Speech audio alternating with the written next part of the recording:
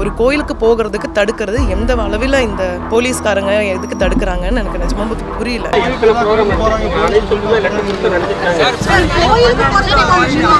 எதுக்கு என்ன தடை செய்றீங்க? நான் கோயிலுக்கு தான் போறேன்.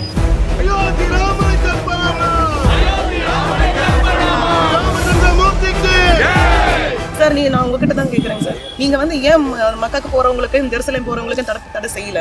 அயோத்தியாவுக்கு நான் ஒரு இந்துத்துவா ஒரு இந்தியன் பௌரியா நான் போறேன், ஏன் நீங்க எனக்கு தடுப்பு பண்றீங்க?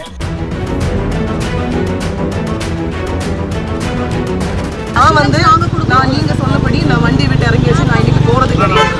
ஆனா நான் அயோத்தியா போய் தான் ஆவேன். உதயநிதி ஸ்டாலின் அமைச்சர் அவங்க மாநாடுங்கிற பேரில் மிகப்பெரிய 2 சக்கர வாகனம் பேரணி நடத்தினாங்க. 100க்கும் மேற்பட்ட வாகனங்கள் அதை கலந்துக்கிச்சு. அதே மாதிரி 4 சக்கர வாகனம் கார் 100க்கும் மேற்பட்ட வாகனங்கள் கலந்துக்கிச்சு. சாமி கும்பிட போகிறாங்க. அதை இன்றைய காவல்துறை தடுக்குது. மீறி பயணம் செய்தாக்கா கைது செய்வேன்னு சொல்கிறாங்க. நாங்கள் சட்ட ரீதியாக இதை அணுகலான் இருக்கோம். அயோத்தி ராமர் கோயில் கும்பாபிஷேக விழாவில் கலந்துக்கிறதுக்காக 2500 கிலோமீட்டர் தூரத்துக்கு கோவையில இருந்து இருசக்கர வாகனத்திலேயே பாஜகவை சேர்ந்தவங்க பயணம் மேற்கொள்ள இருந்த நிலையில அதுக்கு காவல்துறையினர் மறுப்பு தெரிவிச்சிருக்காங்களாம். காவல்துறையினரோட வாக்குவாதத்துல ஈடுபட்டு சட்ட ரீதியா நடவடிக்கை எடுக்க போறதா அவங்க தெரிவிச்சிருக்காங்க.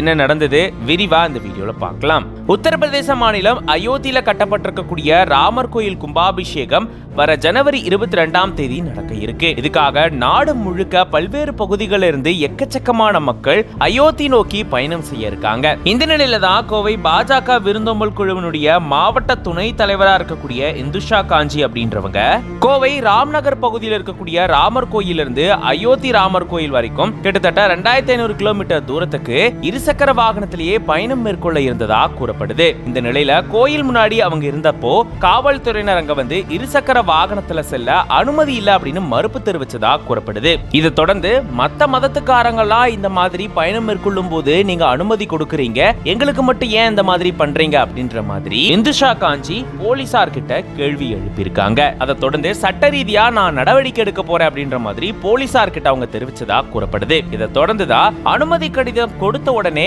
பரிசீலனை செய்யறோம் அப்படின்ற மாதிரி போலீஸ் தரப்புல இருந்து தெரிவிக்கப்பட்டிருக்கா. பாதுகாப்பு கருதிதான் இந்த மாதிரி வாகனத்துல செல்ல அனுமதிக்கல அப்படின்ற மாதிரியும் சொல்லப்படுது. இது பத்தின உங்களோட கருத்துக்களை கமெண்ட்ஸ்ல சொல்லுங்க.